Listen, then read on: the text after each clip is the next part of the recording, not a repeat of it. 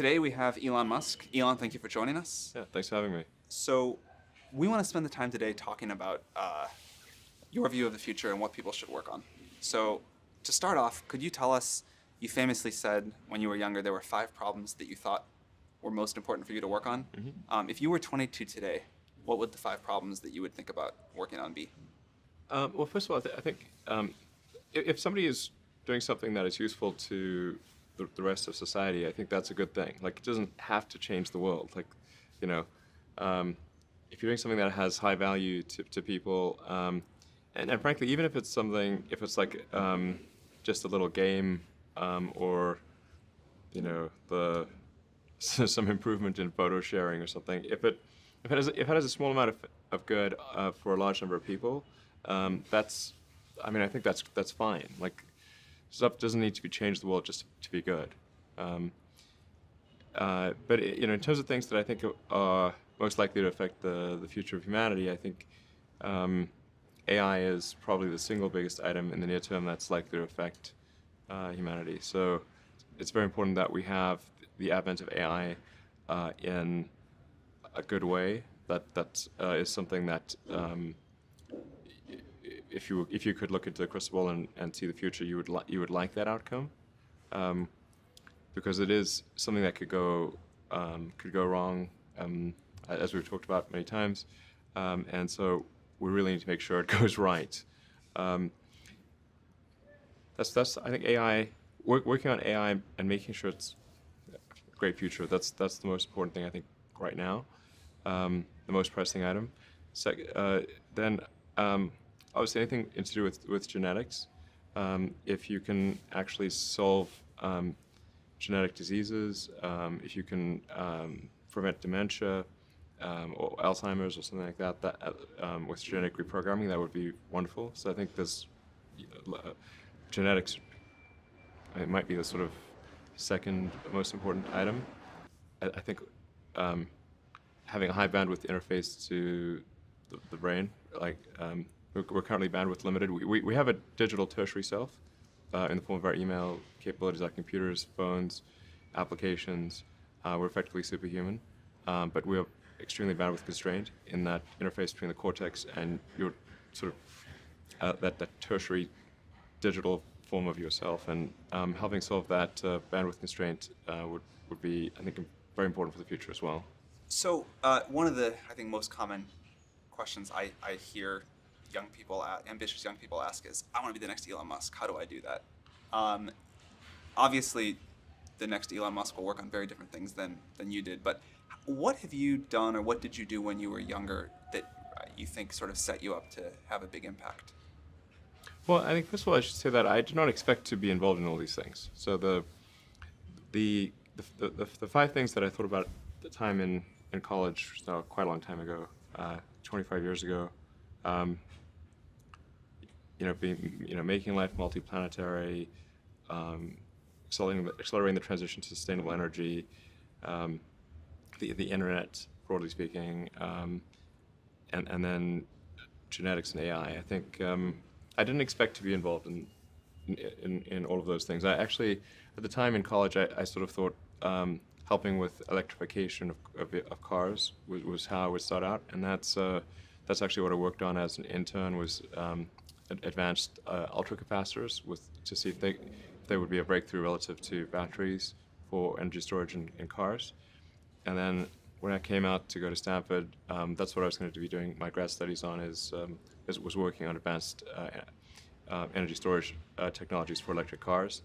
And then I put that on hold to start an internet company in '95, because there does seem to be like a time for particular technologies when they're at a steep point in the inflection curve, and I didn't want to do a PhD at Stanford and watch it all happen, and I wasn't entirely certain that the technology I'd be working on would actually succeed. Like, you can get a doctorate on many things that ultimately do not have a practical bearing on the world, and I wanted to. I really was just trying to be useful. That's the optimization. It's like, what can I do that would actually be useful? Do you think people that want to be useful today should get PhDs? Mostly not. So what is Yeah. what is the best way to be Some useful? yes, but mostly not. How should someone figure out how they can be most useful? Whatever this thing is that you're trying to create, what would be the utility delta compared to the current state of the art times how many people it would affect? So that's why I think having something that has a makes a big difference but affects a sort of small to moderate number of people is great. As is something that makes even a small difference but affects a vast number of people. Like the area Yeah. under under the area curve. under the curve. Yeah, exactly. The area under the curve would actually be roughly similar for those two things. So it's actually really about just trying to be useful and And then matter. when you're trying to estimate probability of success, so you say this thing will be really useful, good area under the curve. I guess to use the example of SpaceX. When you made the go decision that you were actually going to do that, this was kind of a very crazy thing at the time. Very crazy, Very for sure. crazy. Yeah, people are not shy about saying that. But I kind of agree. I agreed with them that it was quite crazy. Crazy if the objective was to achieve the best risk-adjusted return, starting a rocket company is insane. But that was not my objective. I'd simply come to the conclusion that if something didn't happen to improve rocket technology, we would be stuck on Earth forever. And the big aerospace companies had just had no interest in radical innovation. All they wanted to do was try to make their old technology slightly better every year, and in fact, sometimes it would actually get worse. And particularly in rockets, it's pretty bad. Like in '69, we were able to go to the moon with the Saturn V, and then the space shuttle could only take people to low Earth orbit, and then the space shuttle retired. I mean, that trend is basically trends to zero. People sometimes think technology just automatically gets better every year, but it actually doesn't. It only gets better if smart people work like crazy to make it better. That's how any technology actually gets better. And by itself, technology, if people don't work on it, actually will decline. I mean, you can look at the history of civilizations, many civilizations, and look at, say, ancient Egypt, where they were able to build these incredible pyramids, and then they basically forgot how to build pyramids. And then even hieroglyphics, they forgot how to read hieroglyphics. So we look at Rome and how they were able to build these incredible roadways and aqueducts and indoor plumbing, and they forgot how to do all of those things. There are many such examples in history. So I think should always bear in mind that entropy is not on your side. Yeah. One thing I really like about you is you are unusually fearless and willing to go in the face of other people telling you something is crazy. And I know a lot of pretty crazy people, you still stand out. Where does that come from, or how do you think about making a decision when everyone tells you this is a crazy idea? Or where do you get the internal strength to do that? Well, first of all, I'd say I actually think I feel fear quite strongly. So it's not as though I just have the absence of fear. I feel it quite strongly. But there are just times when something is important enough, you believe in it enough, that you do it in spite of the fear. So speaking of important things, Like people shouldn't think people shouldn't think, well, I feel fear about this and therefore I shouldn't do it. It's normal to feel fear. Like there'd have to be something mentally wrong if you didn't feel fear. so you just feel it and let the importance of it drive you to do it anyway. Yeah, actually, something that can be helpful is fatalism, to some degree. If you just accept the probabilities, then that diminishes fear. When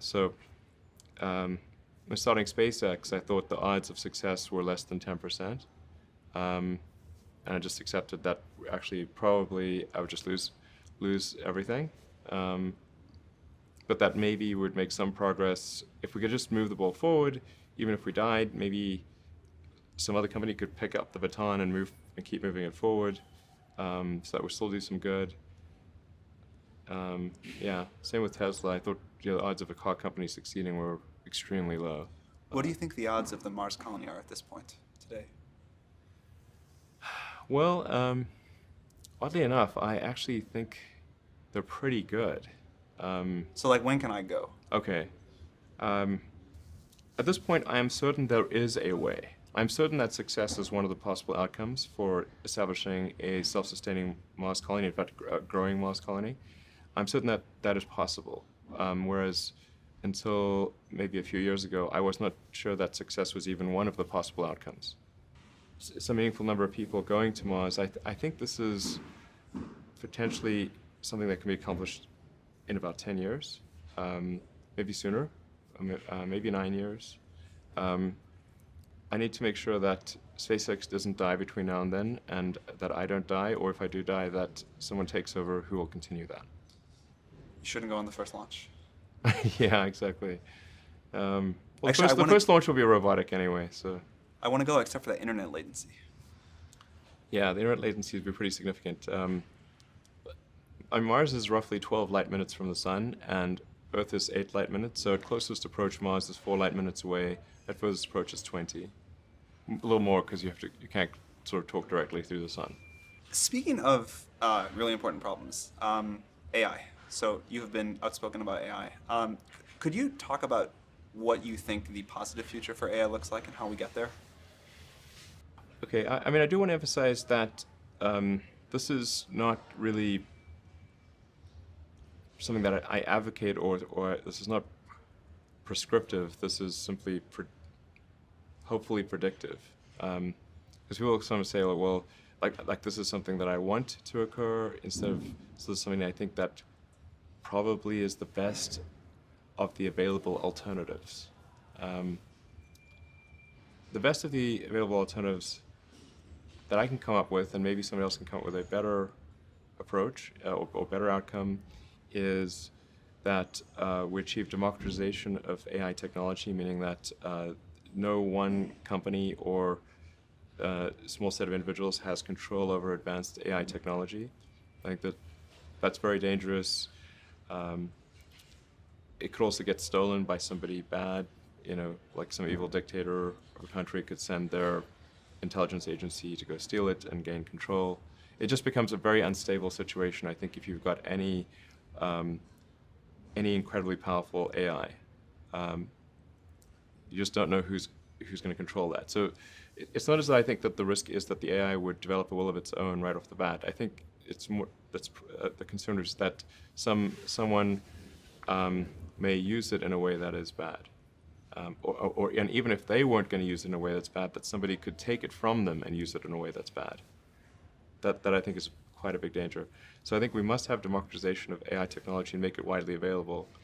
And that's the reason that obviously Yumi and the rest of the team created OpenAI, was to help with the help spread out AI technology so it doesn't get concentrated in the hands of a few. But then of course that needs to be combined with solving the high bandwidth interface to the cortex. Humans are so slow. Humans are so slow. Yes, exactly. But we already have a situation in our brain where we've got the cortex and limbic system, and the limbic system is kind of that's the primitive brain. It's kind of like your instincts and whatnot, and then the cortex is the thinking upper part of the brain. Those two seem to work together quite well. Occasionally, your cortex and limbic system may disagree, but it generally works pretty well. Generally works pretty well, and it's like rare to find someone who I've not found someone who wishes to either get rid of their cortex or get rid of their limbic system. Very true. Yeah, that's unusual. So I think if we can effectively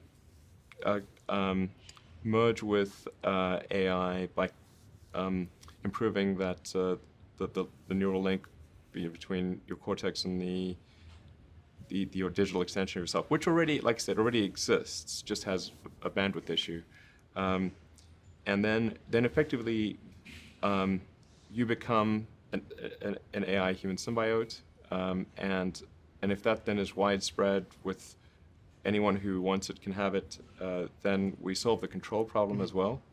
We don't have to worry about some sort of evil dictator AI, because kind of we are the AI collectively. That seems like the best outcome I can think of. So you've seen other companies in their early days that start small and get really successful. Hope I don't regret asking this on camera, but how do you think OpenAI is going as a 6-month-old company? I think it's going pretty well. I think we've got a really talented group at OpenAI, It seems and like it. yeah, really talented team, and they're working hard. OpenAI is structured as say a 501c3 nonprofit, but many nonprofits do not have a sense of urgency. It's fine; they don't have to have a sense of urgency, um, but OpenAI does, because I think people really believe in the mission. I think it's important, and it's about minimizing the risk of existential harm in the future. And so I think it's going well. I'm pretty impressed with what people are doing and the talent level. And obviously, we're always looking for great people to join who We're up believe to in the like mission. close to 40 people now. Yeah. It's going well. All right, just a few more questions before we wrap up. How do you spend your days now? Like, what do you allocate most of your time to? My time is mostly split. Well, it's split between SpaceX and Tesla, and of course, I try to spend it's a part of every week at OpenAI. So I spend basically half a day at OpenAI most weeks, and then I have some OpenAI stuff that happens during the week. But other than that, it's really And what do you SpaceX do when and you're Tesla. at SpaceX or Tesla? Like, what does your time look like there? Yeah, so that's a good question. I think a lot of people think I must spend a lot of time with media or on businessy things, but actually almost all my time, like 80% of it, is spent on engineering and design. Engineering and design. So it's developing next generation product. That's 80% of it. You probably don't remember this. A very long time ago, many, many years, you took me on a tour of SpaceX. And the most impressive thing was that you knew every detail of the rocket and every piece of engineering that went into it. And I don't think many people get that about you.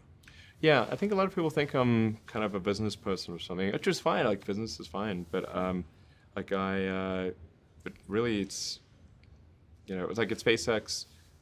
Gwynne Shotwell is Chief Operating Officer. She kind of manages legal, finance, sales, and kind of general business activity. And then my time is almost entirely with the engineering team, working on improving the Falcon 9 and the Dragon spacecraft, and developing the Mars colonial architecture. And then at Tesla, it's working on the Model 3 and some in the design studio, typically half a day a week, dealing with aesthetics and look and feel things, and then most of the rest of the week is just going through engineering of the car itself, as well as engineering of the factory. Because the biggest epiphany I've had this year is that what really matters is the machine that builds the machine, the factory, and that is at least 2 orders of magnitude harder than the vehicle itself. It's amazing to watch the robots go here and these cars just happen. Yeah. Now, this actually has a relatively low level of automation compared to what the Gigafactory will have and what Model 3 will have. What's the speed on the line of these cars? Actually, the average speed of the line is incredibly slow. It's probably about, including both X and S, it's maybe 5 centimeters per second. And what can you get to? This is very slow. Or what would you like to get to?